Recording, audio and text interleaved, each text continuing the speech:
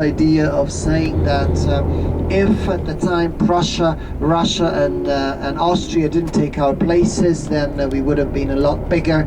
Saying Poland and Hungary is saying that if we were still under the Austro-Hungarian monarchy, our territory would have been a lot bigger.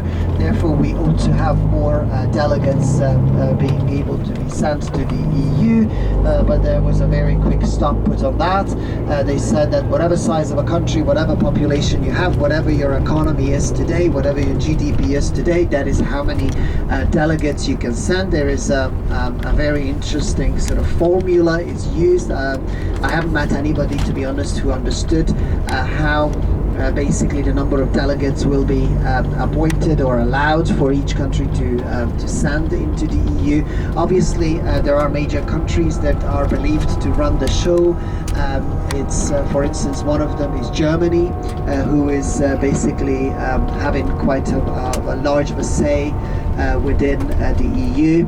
I found it very interesting and horrifying at the same time when Angela Merkel last year actually won the elections, and basically there was a one note dropped in one of the broadcasting or one of the news that some of the party members in Germany actually stated that now Angela Merkel won again. It's a clear show how much of a power she holds and how Europe now will learn to listen to Germany. And I just thought, maybe this shouldn't have been said on this news. You know? Maybe this is the way you think, but you know, you might not say that loud. I never heard of it again, and it wasn't talked about and all that, but that was said, right? I heard it. So they do have a lot of saying. Obviously, they're very strong financially, such as France and the UK. They have a lot to say, but the small countries find it a challenge.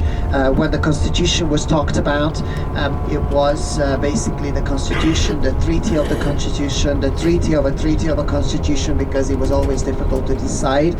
They were trying to basically put it out to national votes, but it turned out to be a disaster, and basically they pulled it away, and they said that that's going to be decided in the European Union's Parliament, based on the votes of the delegates, as opposed to allowing each individual to have a say about it, because it, like I said, it became to be a great big mass, and that is where